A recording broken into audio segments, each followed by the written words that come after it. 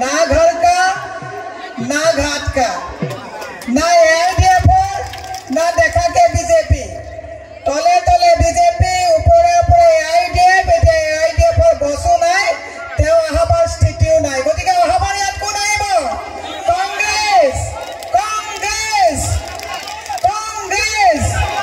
মই সেই আপোনাক দল গাঁৱৰ পৰা আজি এটা কথা ক'ব বিচাৰিছো, বিধায়কজনৰ নাম মনত নাথাকে, কাৰণ নাই মনত মোৰ নাথাকে। আপুনি কি মজিবুৰ বুলি ক'লেও মোৰ বিধায়কৰ নাম এইকাৰণেই মনত নাথাকে, কাৰণ মই যেতিয়া বিধায়কক চাওঁ, ভিডিঅ'ত চাওঁ, কাষত পিজুছে কাণত কিবা এটা কৈ দিয়ে তেওঁক। যেতিয়াই তেওঁক মই বিধায়কজনৰ নামটো ক'ব বিচাৰোঁ, তেতিয়াই দেখো দিলীপ শইকীয়াই মাটিৰ কথা পাতি লয়। গতিকে মোৰ বিধায়কৰ নামটো পাজল হৈ যায় যে দলগাঁৱৰ বিধায়ক দিলীপ শইকীয়া নে পিজুছ হাজৰিকা নে মজিবুৰ। মই সেইকাৰণে মই মজিবুৰ ডাঙৰীয়াকো কৈছোঁ যে আহক, আপোনালোকৰ কিমান ৰিম'ট কণ্ট্ৰলত পিজুছে চলাব।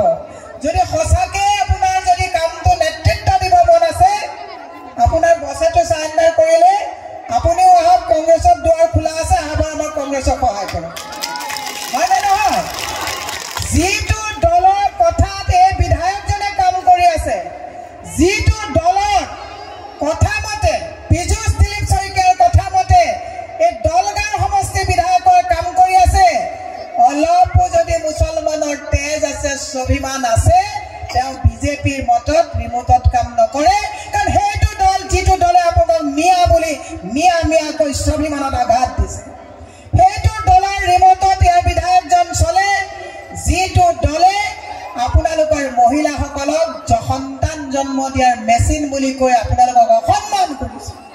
মই সেইকাৰণে মজিবুৰ ডাঙৰীয়াক কৈছোঁ, আপুনি নেতাগিৰি কৰিবলৈ গৈ স্বাভিমান ভুলণ্ঠিত কৰিছে আৰু নিজৰ জাতিটোক বন্ধকত দি নিজৰ মুনাফা দিলীপ শইকীয়াৰ লগত মাটিৰ দালালি কাম কৰি আছে। দুৰ্ভাগ্যজনক কথা।